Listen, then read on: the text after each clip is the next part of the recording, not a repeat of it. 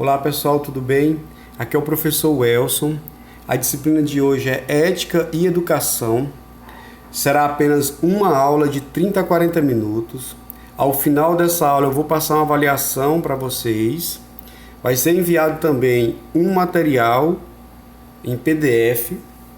Junto com esse material eu vou passar outra avaliação. Então serão duas avaliações. Uma que vocês vão ver hoje ao final da aula e outra que eu vou mandar junto com o material da disciplina. Então vamos lá. Então o que se vê em ética e educação? Eu vou partir do geral, depois no final da aula nós vamos falar sobre a parte específica do professor.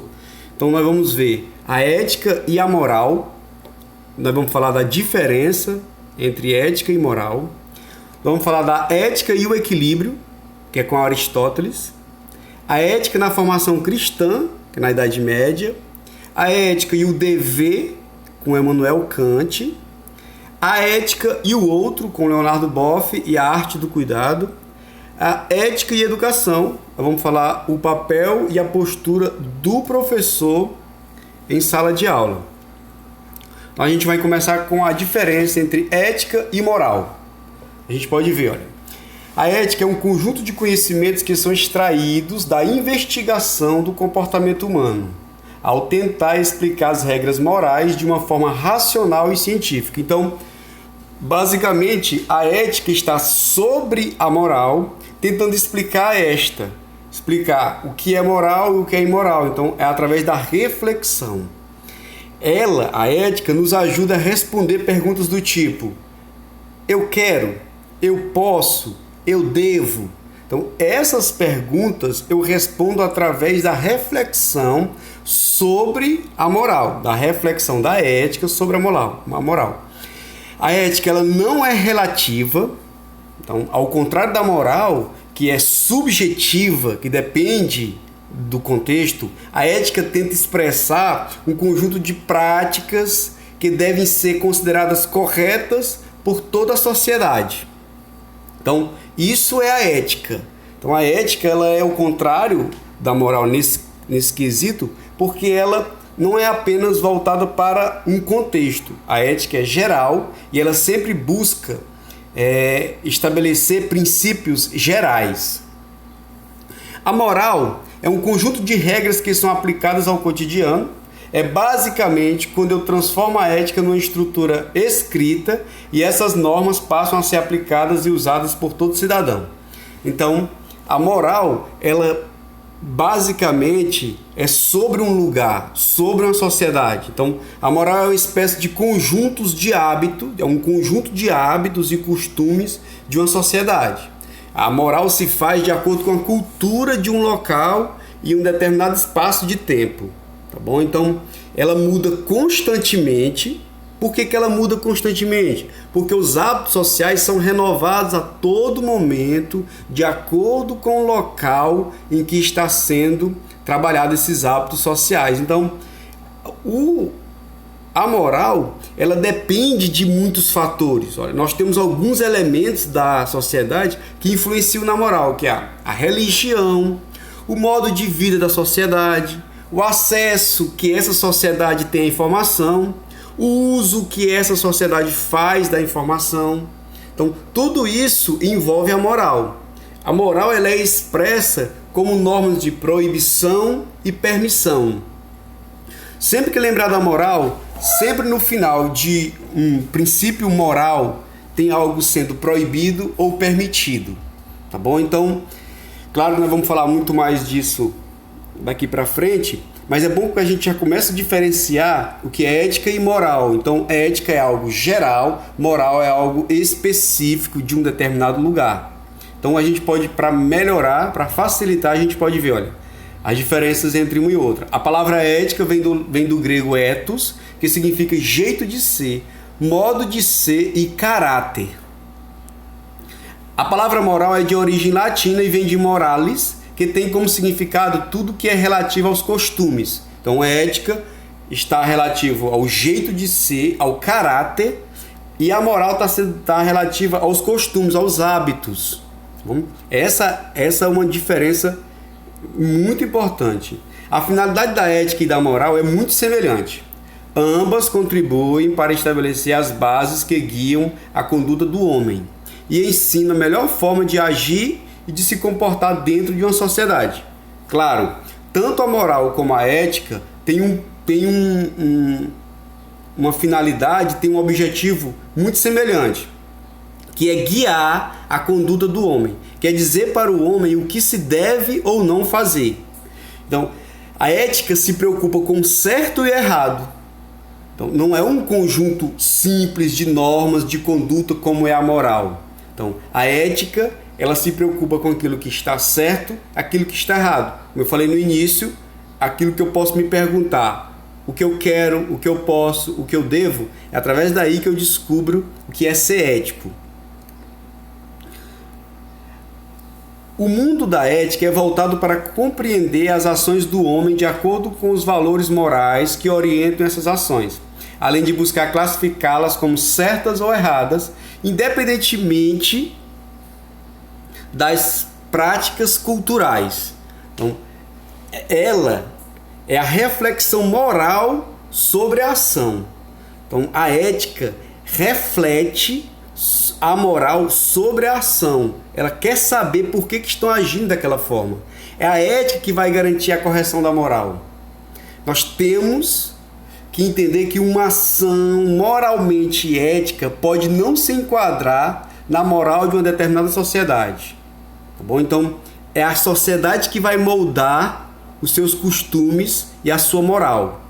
Então, para facilitar mais ainda, olha, a moral são os costumes, crenças, tabus e modos de pensar construídos por uma sociedade. Tá bom? Então, que a gente poderia resumir isso a essa frase, a esse pensamento. A moral são os costumes, crenças, tabus. Então, e como eu poderia, professor, exemplificar? Por exemplo, quando alguém te pede dinheiro emprestado, ou algum idoso te pede auxílio para atravessar a rua, você tem a opção de ajudar ou não aquele idoso ou aquela pessoa que está te pedindo dinheiro emprestado. Pela ética, você não seria obrigado a ajudar em nenhuma das situações. Mas a moral pode estar mais relacionada com os valores individuais e ela pode permitir que reflita sobre aquela situação e ofereça ajuda. Entendeu? Então, é a moral que vai me dizer se eu devo ou não emprestar dinheiro. É a moral que vai me dizer se eu devo ou não ajudar um idoso a atravessar a rua. Professor, mas não ajudar um idoso a atravessar a rua é horrível, é abominável e tudo mais. Só que eticamente eu não sou obrigado a fazer aquilo. Moralmente eu sou, porque eu estou numa sociedade em que se deve fazer isso. Então, outro exemplo que eu sempre dou. Se você está num país islâmico, alguns países islâmicos, e a mulher comete adultério, ela pode ser condenada à morte por apedrejamento. Uma morte horrível. Alguém fica a metade do corpo para baixo enterrado e as pessoas jogando pedra, né? Esse ato, ele faz parte da moral daquela sociedade, mas não é eticamente correto. Vamos imaginar se você conseguir salvar aquela mulher de morrer daquele jeito. O que acontece? Você estará atentando contra a moral, mas estará agindo pelo certo, de acordo com a ética. Esse exemplo que eu estou dando da mulher islâmica, ele sintetiza tudo. Imagina, uma mulher está para ser apedrejada por adultério. É costume tem a ver com moral. É costume, é lei até daquele lugar apedrejar a mulher que comete adultério. Você, num ato heróico, consegue salvar aquela mulher. Você feriu a moral daquela sociedade. Você feriu a moral. Porém, você agiu de forma ética. Você agiu certo, salvando a vida daquela pessoa. Porque a ética está acima da moral. Pronto. Acredito que a gente tenha conseguido resolver aqui, né? Então a ética é muito maior que a moral, porque ela reflete sobre os aspectos morais de uma determinada sociedade. Tá bom? Sempre pense nisso. Ética e moral, elas se parecem, mas não são iguais. Tá bom? Porque uma reflete sobre a outra. A ética reflete sobre a moral. Próximo. A ética e o equilíbrio de Aristóteles. Eu disse para vocês que nós íamos falar do Aristóteles, disse no início, a ética e o equilíbrio. Então, ética é a arte de viver ou saber viver, segundo Aristóteles. Vamos trabalhar mais aqui. Todo conhecimento e todo trabalho visa algum bem. E o mais alto de todos os bens certamente será a felicidade. Então, Aristóteles dizia que é fundamental que se viva num mundo que busque o maior bem desse mundo, que é a felicidade. Então todo mundo busca a felicidade, busca viver feliz.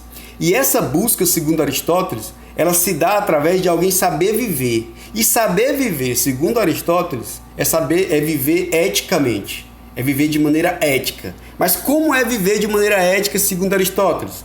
É o que nós vamos ver.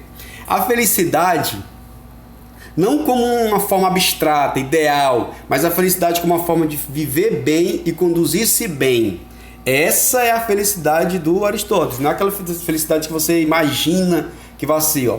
O sumo bem está colocado no ato. O sumo bem, que é a felicidade, está colocado no ato. Porque pode existir um estado de ânimo sem produzir bom resultado, pois a atividade virtuosa deve necessariamente agir e agir bem. É onde ele vai falar das virtudes. Então, segundo Aristóteles, é pela prática dos atos justos que se gera um homem justo, por exemplo. Então, é através da ação que existe a possibilidade de alguém se tornar bom. Então, o homem bom, justo, segundo Aristóteles, ele é aquele que exerce com sucesso suas funções, se realizando. Então, e além disso, elevando sua vida até a mais alta excelência. Imagina só, se você crê em Deus, você crê que Deus te deu um talento, que Deus te deu algo que você saiba fazer, um dom, uma inteligência. Segundo Aristóteles, ser feliz é você atingir a excelência daquele bem que Deus te deu, daquele talento que Deus te deu, para fazer o bem para outras pessoas. Então, o bem para o homem vem a ser o exercício ativo das faculdades da alma dele, tá bom? Segundo Aristóteles, para atingir essa excelência. A gente pode, para entender melhor, as virtudes. Então, há duas espécies de virtudes, segundo Aristóteles. São as virtudes intelectuais e as morais. As virtudes intelectuais são resultado do ensino e por isso precisam de experiência e tempo. É o que a gente aprende na vida. As virtudes morais, também chamadas de excelência moral, são adquiridas em resultado do hábito, da prática. Elas não surgem em nós por natureza, mas as adquirimos pelo exercício, tornamos-nos justos praticando atos justos.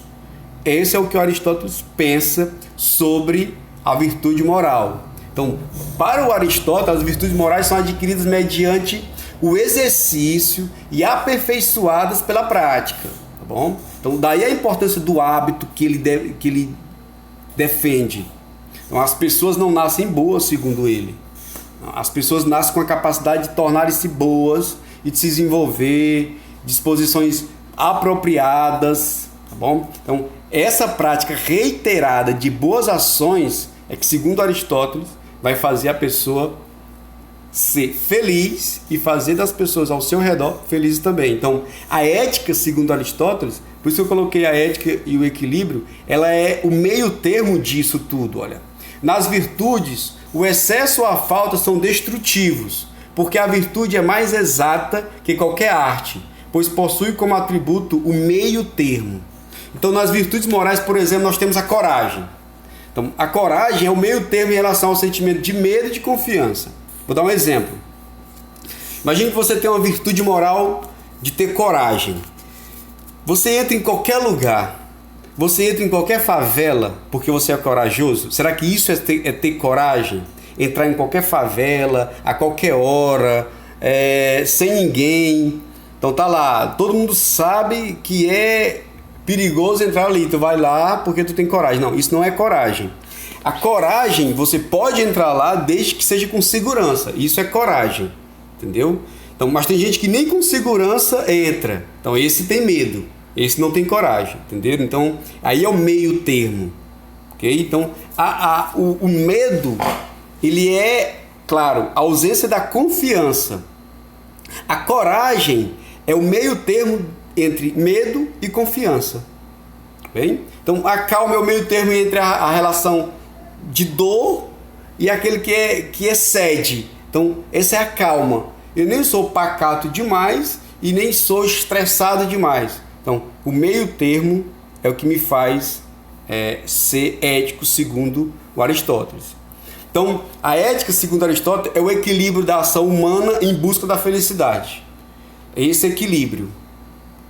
Praticar a ação em busca da felicidade segundo Aristóteles, através dessas virtudes morais. Então ele diz que é sempre, imagina só, alguém que aprendeu todas as virtudes morais e não as pratica, ele comparou com o cara que dos Jogos Olímpicos, aquele cara que sabe todas as teorias de todos os esportes Jogos Olímpicos, mas nunca ganhou uma medalha.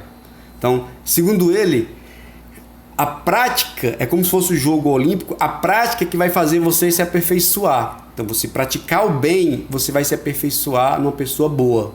Você praticar o mal, você vai se aperfeiçoar numa pessoa ruim. Então, o Aristóteles dizia que não só saber o que fazer, eu tinha que fazer para aprimorar. Tudo bem?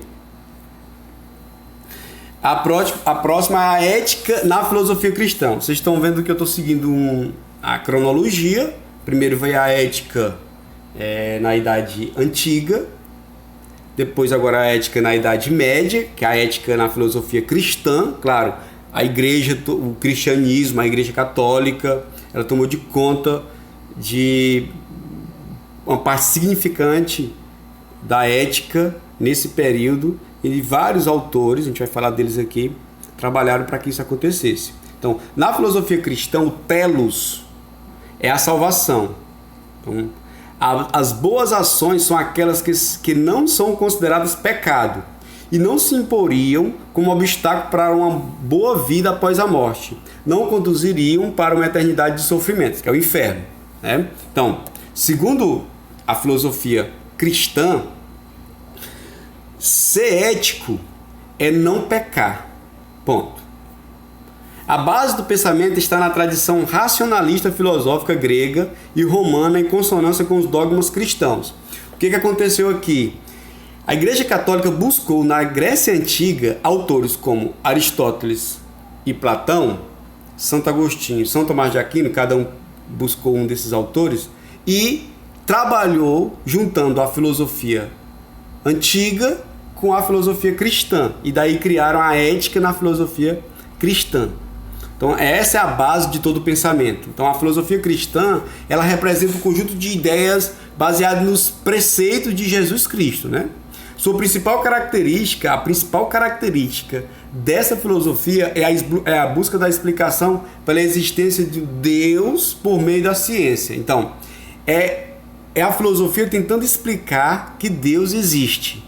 Uma tarefa dificílima, mas ela tentando buscar racionalmente a existência de Deus. Então, o fundamento principal dessa filosofia é justificar a fé, e ela usa a razão como instrumento para justificar a fé. Imagina só, olha a dificuldade que tiveram os pensadores para argumentar sobre a existência de Deus. Quem são eles? Os primeiros pensadores da filosofia cristã foi São Paulo, que é o apóstolo Paulo, São João, Santo Ambrósio, Santo Eusébio e Santo Agostinho. Eles foram os primeiros a falar sobre isso. Paulo, por exemplo, Paulo de Tarso, que a igreja chama de São Paulo, são consideradas, as pregações dele são consideradas os primeiros passos para a formação da filosofia cristã. Então, ele era um funcionário do exército romano e se converteu ao cristianismo. Paulo perseguia cristãos, e ele, através de suas pregações, que são descritas, que nós chamamos de epístolas de Paulo, né? Onde ele defende a universalização da mensagem cristã. Então, segundo Paulo, as mensagens deixadas por Cristo não eram dirigidas apenas aos judeus, mas ele era dirigida a todo homem, que é o gentil, a todos nós. Então, com isso, Paulo se tornou um filósofo, o primeiro filósofo a olhar para os outros povos gentios que não eram judeus. Bom, então, é o principal intelectual da filosofia cristã, é o primeiro e é o principal, porque deixou escritos magníficos através de cartas de Paulo, está na Bíblia. Então, e essas cartas, Paulo tentava justificar a fé através da razão, claro, da emoção, mas através da razão, daí a filosofia cristã. As principais doutrinas da filosofia cristã: Deus se manifesta em 3 pessoas distintas, a Santíssima Trindade. Há no mundo anjos, arcanjos, serafins e um reino espiritual. A providência divina governa todas as coisas. Então Deus está por trás de tudo. Para ser perfeito, o homem precisa entregar-se à providência divina e abandonar os impulsos carnais. Então aí era ser ético, segundo a filosofia cristã. É preciso crer em Cristo para ser santificado. O mal é demônio. Pronto. Então a filosofia cristã, ela estabelecia isso, que o mal vinha do demônio. Pronto. Se você fez uma coisa ruim, você certamente está possuído ou sob os cuidados do diabo. Bom? Então, muito importante a gente perceber aqui também em 2 autores, Santo Agostinho, que buscou em Platão, do século II ao século VI, até o século VIII, o Santo Agostinho buscou no Platão. A ideia dele era chamada, a sua filosofia era chamada de patrística.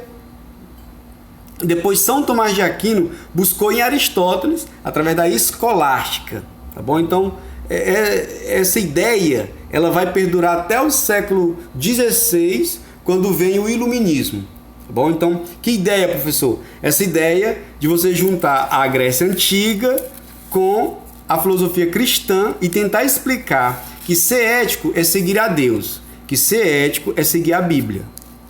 Pronto, você bastava fazer isso que você é ético.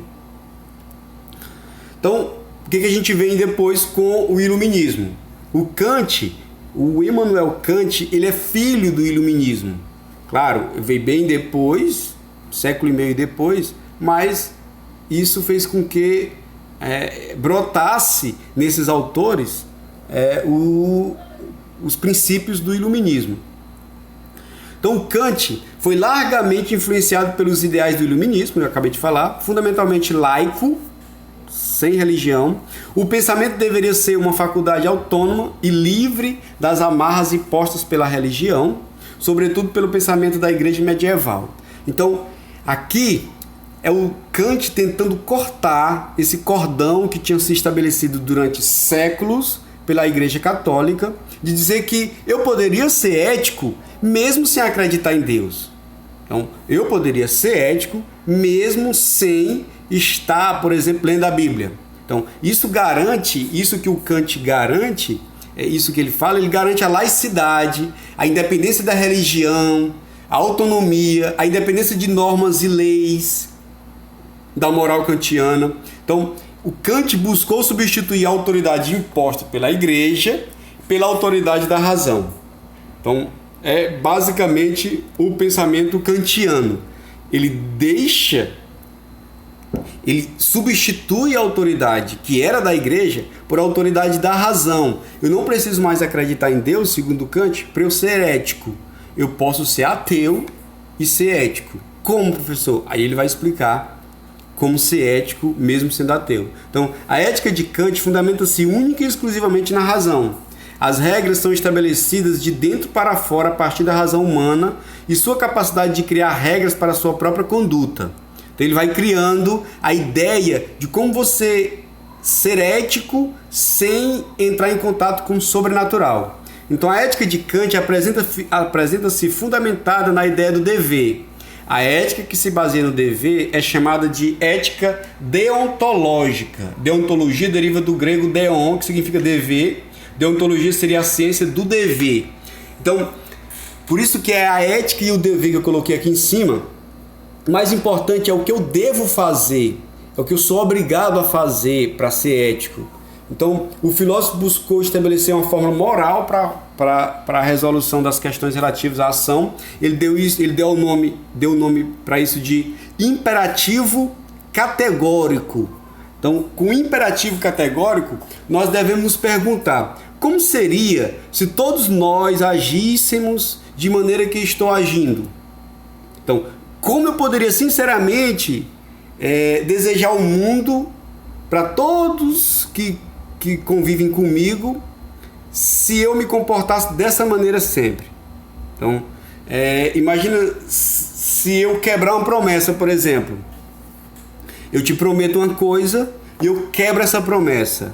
Naquele momento, Kant diz, então se pergunte, como seria um mundo em que as pessoas quebrassem as promessas do jeito que você está quebrando agora? Então, esse é o imperativo categórico. Imperativo vem de ordem, de imperativo mesmo. Então, é uma categoria de ordem. Imagina só, se eu mentir, no momento em que eu minto, eu devo me perguntar: eu gostaria de viver num mundo que todo mundo mentisse? Não, logo eu não posso mentir. Essa é a ética kantiana.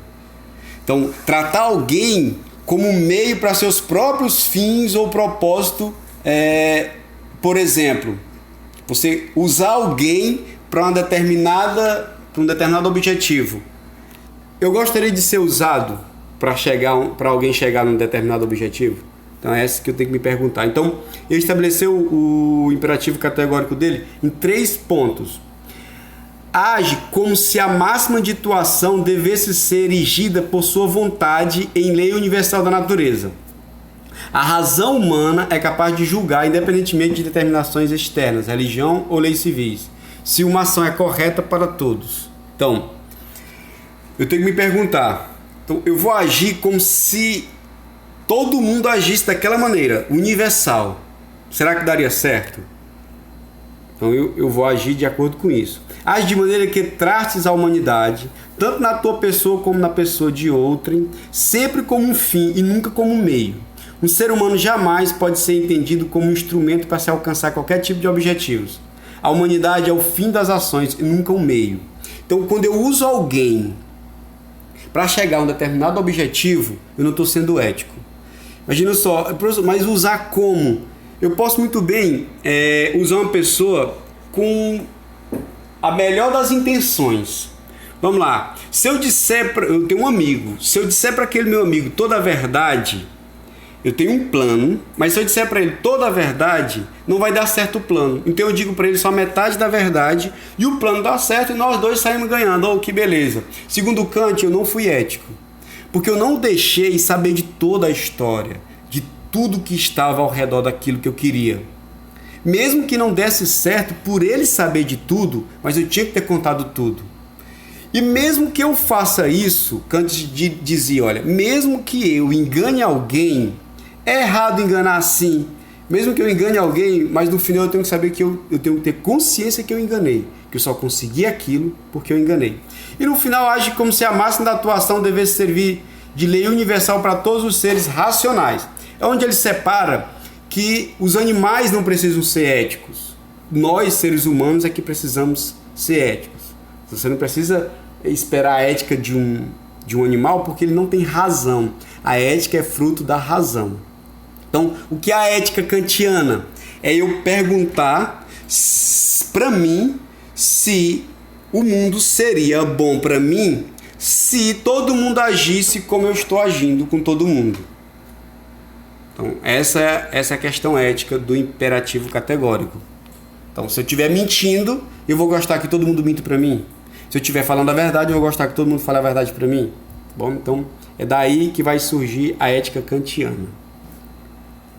E aí, como nós vamos entrar para a ética educacional, claro que primeiro eu tenho que falar da ética do outro, da ética e o outro, né? Do Leonardo Boff, nas obras Saber, Cuidar e Humanismo do Outro Homem, os autores Boff e Levinas afirmam que a crise que afeta a humanidade se revela pelo descuido e pela falta de cuidado com que se tratam realidades importantes da vida. a natureza, os milhões e milhões de crianças condenadas a trabalhar como adultos, os aposentados, os idosos, a alimentação básica, a saúde pública e a educação mínima, além do mais, alienante. Então, é com isso que eu tenho que me preocupar, segundo Leonardo Boff. É com o outro, é com aquele que está perante a mim, aquele que está mais próximo de mim. É o próximo que Jesus usou na parábola do bom samaritano. É o outro. É com esse outro que eu tenho que lidar. É para esse outro que eu tenho que ser ético. A ética é o fator que constrói o relacionamento de pessoas, em casa, no trabalho, na igreja, na escola e na universidade. Portanto, em qualquer espaço onde exista a relação humana. É revelada como um procedimento de cuidado com todas as coisas da vida humana. Mormemente com o ser humano. Tá bom? Então, a ética, ela é resultado da relação humana para o ser humano. Então, a ética visa o acolhimento do outro, que é a possibilidade ética de um homem tornar-se realmente humano. Então, o Leonardo Boff defende que nós não nascemos humanos e a ética com o outro que vai me fazer ser humano ou não. É indispensável ao indivíduo desenvolver a capacidade de posicionar-se diante das questões que interferem na vida coletiva, superar a indiferença e intervir de forma responsável. Então, o mais importante, segundo esses autores, é dar aos outros o melhor de nós mesmos. Então, seguindo o que o Kant falou, mas aqui ele já focou mais nessa questão do outro. Então, isso implica em respeito, tolerância, em ser paciente, justo, diante de seus pensamentos, sentimentos, discordância, sem discriminá-los. Simplesmente respeitar essas pessoas como seres humanos. Então, nós estamos vivendo no Brasil, a gente brinca, mas a gente está vivendo no Brasil uma situação muito difícil. Então, se você, por exemplo, apoia o atual governo Bolsonaro, você é fascista, você é autoritário, você é nazista, você é ditador, você é genocida. Se você apoia o Lula, você é ladrão, você rouba os cofres públicos, você é corrupto. Tá entendendo? Então, e parece que só tem dois lados, não tem um outro lado. O ideal seria, por exemplo, se você tá para perder um amigo por causa disso, concorde com ele, né? Mesmo que seja, tolere, respeite, né? Discorde dele, mas com respeito, né? Discorde dele, mas respeitando ele como ser humano. Antes de que ele goste do Lula ou do Bolsonaro, mas antes disso ele é ser humano, ele era teu amigo. Então não perca um amigo por causa disso. Respeite como ser humano. Então a ética e a educação, né? Então vamos finalizando por aqui. Claro que eu vou usar os autores também que eu usei agora há pouco. O Boff aponta que ético significa, portanto, tudo aquilo que ajuda a tornar melhor o ambiente para que seja uma moradia saudável, materialmente sustentável, psicologicamente integrada e espiritualmente fecundada. Se eu falo de escola, eu estou falando do aluno. Eu tenho que deixar o ambiente saudável de maneira materialmente e psicologicamente também. Bom? Por quê? Porque está na lei brasileira, o Estatuto da Criança e do Adolescente, no artigo 53, fala que a criança e o adolescente tem direito à educação, visando ao pleno desenvolvimento de sua pessoa, preparo para o exercício da cidadania e qualificação para o trabalho. Está lá no ECA. Já prevê que a criança tem que se desenvolver num local saudável, psicologicamente saudável, para que ele desenvolva tudo isso. As diretrizes curriculares para a educação infantil falam sobre 3 princípios: éticos, estéticos e políticos. Sobre os princípios éticos, comenta-se: princípios éticos, valorização da autonomia, da responsabilidade e do respeito ao bem comum, ao meio ambiente e às diferentes culturas, identidades e singularidades, ou seja, respeito ao próximo, por mais diferente que ele seja de você, respeite-o. O professor não pode pensar no educando apenas em sala de aula, visando somente as notas para serem aprovadas em sua matéria. Não. Ele é um ser humano diferente, que precisa de cuidado, que precisa de atenção e que precisa ser ético quando ele sair dali. Sendo um ser que vive em sociedade, cabe ao professor com responsabilidade ajudar seu educando a se integrar na sociedade de forma ativa e participativa. Claro que eu tenho que ensinar português, eu tenho que ensinar matemática, eu tenho que ensinar a minha disciplina, mas eu tenho que me preocupar também com que ser humano eu estou lidando e com que tipo de ser humano eu quero para atuar na sociedade. E aí eu coloquei aqui algumas posturas do professor, ética do professor. Claro, algumas pessoas vão chiar com isso, vão achar que eu sou retrógrada, mas eu não me importo com isso. Porque eu acredito que ser professor é diferente de qualquer outra profissão. Você está formando pessoas e você precisa ter uma certa postura, principalmente quando você está dando aula para criança. Então, coloquei alguma. Para a atuação do professor, seja com os educandos ou com o corpo docente, é necessário possuir um estilo de vida equilibrado, desapegado de vícios que prejudiquem a si mesmo e aos outros. Suas ações precisam conter afeto, alegria, sobriedade, moderação, e em seu modelo de fala deve usar palavras cultas e não chulas ou gírias. Por mais que hoje a geração de novos professores defenda que a gente tem que falar a língua do aluno, nunca se defendeu falar a língua do aluno de maneira chula e com gírias.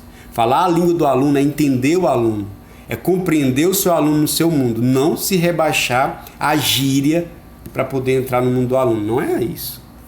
Então, não se pode deixar de pensar na importância das vestimentas, que não devem ser inconvenientes, como rasgadas, transparentes, curtas ou apertadas. Não preciso comentar nada sobre isso.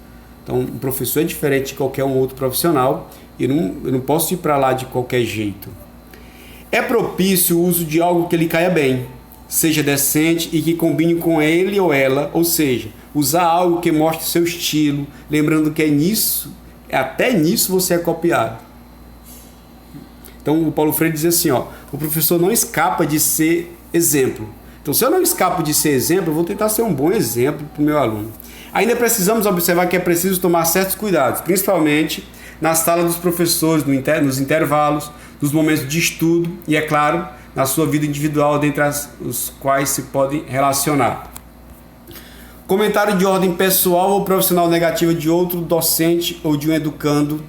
Então, falar mal de um outro professor ou de um educando ou do diretor ou de qualquer pessoa no ambiente de trabalho é péssimo, é falta de ética, falta de moral também. Falar mal da instituição fora do espaço de trabalho, depreciando a direção, a coordenação e outros. Então, se você trabalha num local e você fala mal dele, você está agindo contra você mesmo.